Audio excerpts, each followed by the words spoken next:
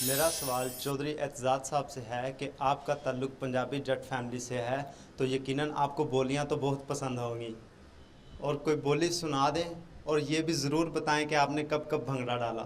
Hello bhangra ਤੇ ਬੜੀ ਵਾਰੀ ਪਾਇਆ ਔਰ ਪੰਜਾਬੀ ਦਾ ਤੁਹਾਨੂੰ ਪਤਾ ਹੈ ਕਿ ਢੋਲ ਵਜੇ ਤੇ ਲੱਤ ਉੱਚੀ ਹੋ ਜਾਂਦੀ ਹੈ ਤੇ ਜਿੱਥੇ ਬੋਲੀ ਦਾ ਤਾਲੁਕ ਹੈ ਮਨੂੰ ਪਾਰ ਲੰਘਾ ਦੇ ਵੇ ਕਰਿਆ ਮਿੰਨਤਾਂ ਤੇਰੀਆਂ ਕਰਦੀ। जी जॉय साहब। चौधरी साहब, कई दहाइयों से हम आपको स्लिम एंड स्मार्ट देख रहे हैं, कभी आपका वजन बढ़ता हुआ नहीं देखा। इस फिटनेस का क्या राज है? हाँ, जॉय साहब, कम खुराक कम खुराक और खुश खुराक। वो अपने पड़ोसी की तरह जिम नहीं करते आप, एक्सरसाइज? नहीं वो तो करता था, अभी भी करता होगा। वो तो एस्ट्रोनॉट्स वाली वो करता है बर्दी। आप लेकिन एक्सरसाइज वगैरह ज़्यादा नहीं करते? नहीं, मैं करता हूँ, हल्की फुल्की जिम जाता हूँ। लेकिन जॉय साहब, आपसे तो बेशुमार लोगों ने ज़िंदगी में मोहब्बत का इजहार किया होगा। पर्सनैलिटी तो आपकी हमेशा बड़ी कमाल रही। नहीं, कोई ऐसी भी खुशफहमी मुझे नहीं है। दुश्मन भी बहुत है। वाह जी जॉय साहब। चौधरी साहब, आपको आर्ट, कल्चर, शायरी, म्यूज़िक से बड़ी मोहब्बत है। अपना पसंदीदा गाना कोई सुना दें या फिर वो बता दें जो आप अकेले में गुनगुनाते हैं।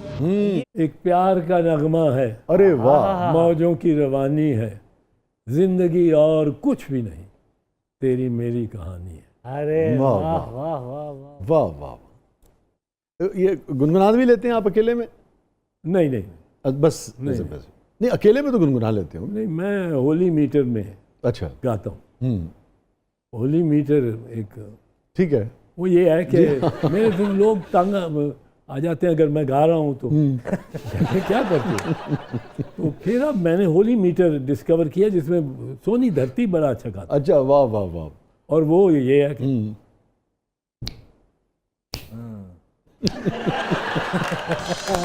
Beautiful choice.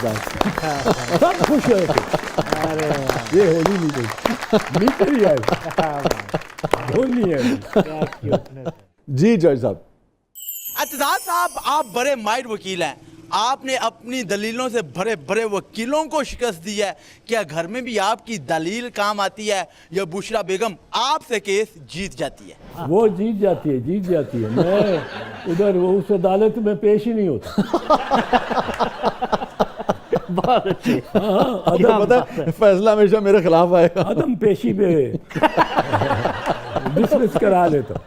नहीं, लेकिन अदम पेशी पे आपकी बरियत होती है, डिसमिस नहीं, वो जो उसकी मर्जी करे। यार बहुत अच्छे। नाज़रीन, स्टे विद अस, कहीं नहीं जाइएगा। छोटे से वक्फे के बाद वापस आते हैं। हमारे साथ मौजूद हैं one and only Chaudhary Aitzaz Ahsan sahab. और आज ज़रा सियासत की तड़के के साथ साथ हम समाज और दीगर मौजूदात पर गुफ्तगू कर रहे हैं चौधरी साहब से। आप देख रहे हैं ज़बरदस्त।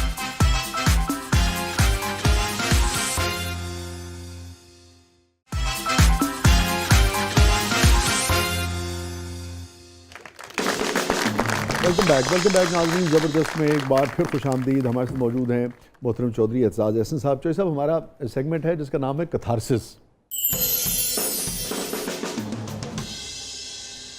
कोई रिग्रेट चौधरी साहब ज़िंदगी में? अल्लाह के फजल से नहीं, कोई रिग्रेट नहीं। हाँ, कोई ऐसी रिग्रेट नहीं है कि जो मैं सोचूं कि मैंने करना था और नहीं किया। ये एक मेरा इरादा था। 65 साल की उम्र में मैंने एक डेडलाइन दी हुई थी, बच्चों को भी दी थी। 65 साल से मैंने सब कुछ छोड़ दिया और पढ़ना और लिखना है, किताबें, और लिखूंगा 2-3 किताबें। मिसाल के तौर पे एक गालिब की गज़ल के मकाम वकू आ जाए। वाह। क्योंकि गालिब अब ये कलकत्ते में ही कह सकता था, जो बहर ना होता तो बयाबां होता। वो जो बहर की वुसअत थी वो वहाँ से ही देखी जा सकती है, कलकत्ते में चुके। हाँ, कलकत्ते में। अब ये वाह, आगरा के वाह, किले, समाजी जुग्राफियाई जो तजुर्बा है वो कैसे शेर में आता है। आगरे के किले पे खड़े होके गालिब कह सकता था, घिसता है जबी रेत पे दरिया मेरे आगे। वाह वाह वाह। तो ये मेरी एक ख्वाहिश थी कि गालिब की गज़ल के शेर का जो जोग्राफियाई मॉडल है वकूफ़ वाह वाह वाह, बहुत अच्छा है। किसी बहुत तरह अच्छा। निकालूं और एक ओरिजिनल रिसर्च करूं। वाह वाह वाह। जो सब आगे बढ़ने से पहले अब गालिब का ख़ास शेर का जिक्र हो गया है, तो कुछ सुना दीजिए, फिर मैं अगले सवाल की तरफ आता हूँ। मेरा तो मैं को शायर नहीं हूँ भाई। नहीं आपको जैसा नहीं। वो आपकी नज़में जो है शोरा अपने मुशायरों में जनाब आपको बुला के बड़ा फ़ख्र महसूस करते हैं। नहीं वेरी और बड़ी काइंड ऑफ बड़ी- यू। अच्छा, पर जिम्मेदारी से। मुझे तो किसी दोस्त ने पूछा, एक तो मैं अर्ज करूं, मैं सुखनवरी का दावा ही नहीं करता। वो कहा है कि नहीं है दावा सुखनवरी का, ना हुस्न लफ्ज़ों की काट में है। नहीं है दावा सुखनवरी का, ना हुस्न लफ्ज़ों की काट में है, मगर कहाँ वो सुखन शनासी जो एतजाज़ ऐसे जाट में है। वाह। अब मैं ये एक जान छुड़ाने के लिए रखे भी है, क्योंकि वो दोस्त समझते हैं मैं बड़ा शायर हूँ। मैं उनको बताता हूँ, मुझे कहते हैं कि अपनी किताब क्यों नहीं, अपना दीवान कोई अपने। जी मैं भी उनमें से एक हूँ। नहीं आपकी तो बाकायदा, आप तो मुस्तनद नहीं मैंने कहा मैं भी उनमें से एक हूँ जो आपको साहिब कुतब है आप तो। साहिब मैंने कहा मैं भी उनमें से एक हूँ जो गाए गाए आपको रिक्वेस्ट करता रहता है कि किताब ले आइए। नहीं किताब लाऊं तो उसका क्या उन्वान होगा मेरी किताब का? एक दो नज़में, 3-4 गज़ला, तो यही होगा उसमें। छोटी किताब। छोटी किताब। अच्छा आपका शेर है बड़ा मारूफ और मैं तो उसको बड़ा शोहरत देता। लोग पूछते हैं ये हालात कब बदलेंगे, कब बदलेंगे, कब बदलेंगे? वो मुझे भी लोग भेजते हैं, मुझे हमें तो अपने मेरे होने का एहसास दिलाते हैं कि यार चौई साहब ने पढ़ देता हूँ तो शायर हो गया।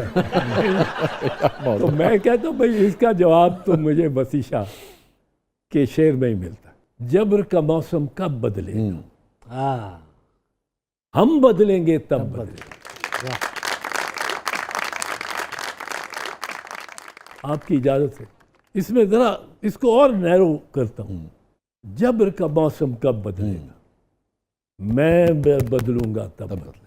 आपकी बात बड़ी होती है, अल्लामा का शेर याद आ गया, अफराद के हाथों में है अक़वाम की तकदीर, हर फर्द है हर मिल्लत के मुकद्दर का सितारा। उसकी अहमियत भी है, और यानी कि सियासत को भी ये समझना चाहिए कि अहमियत है, फ़र्द को भी समझना चाहिए कि मेरी जी। एक खातून ने ये स्टडी की अमेरिका में, और उसने इस नतीजे पे पहुंची है कि इनकलाब लाने के लिए सिर्फ 3.5% ऑफ द आबादी of the population is necessary. 3.5% लोग इनकलाब की रंग में, मूड में, चेंज में आ जाए तो इनकलाब आए। ठीक जो सब, लेकिन एक सीजनड पॉलिटिशियन, कानूनदान और एक दानिश्वर की हैसियत से आप क्या समझते हैं कि आखिरी हद तक या किस हद तक रेवोल्यूशन के पीछे जाना चाहिए या एवोल्यूशन के पीछे जाना चाहिए? एवोल्यूशन वाला मामला तो हमारे बस का लोग। अच्छा, हम इतने कौम में बसीयत कौम इतने कंसिस्टेंट ही नहीं।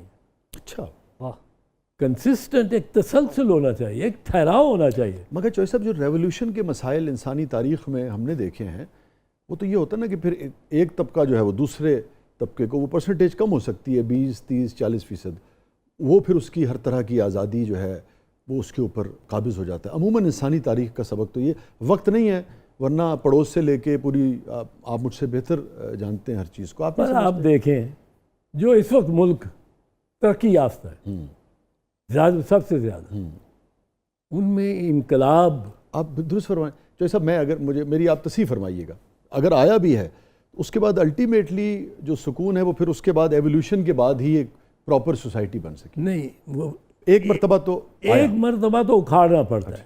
आप बरतानिया देख लें, फ्रांस देख लें, आप लेकिन उसके नतीजे में नेपोलियन आ गया ना। नहीं बोलिए ना यार, एक दो जनरेशंस तो बीच में ज़ाया होती हैं। जी। वो आप ये समझें कि प्रॉपर एवोल्यूशन के ज़रिए अगर अपने आप को ठीक नहीं करते तो मैं ख्याल में उसकी सज़ा होती है शायद फिर रेवोल्यूशन। नहीं, एवोल्यूशन के ज़रिए आप तब्दीली आती है तो कई सदियों की एवोल्यूशन से जी। रेवोल्यूशन एक जंप फॉरवर्ड है, जस्ट है।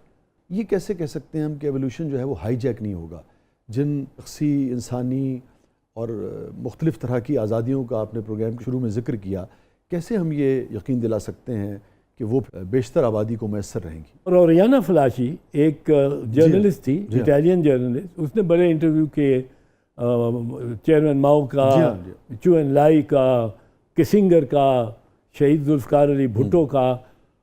और उसने चू एन लाई का जो इंटरव्यू किया, उसको वो ओरियाना पूछती है कि what in your estimation prime minister have been the effects of the French revolution 200 साल पहले। हो चुका जी। तो वो कहती है कि the prime minister pondered for a while and then said too early to say, too early to say. उसके अभी तक असरात जो है असरात है। ठीक।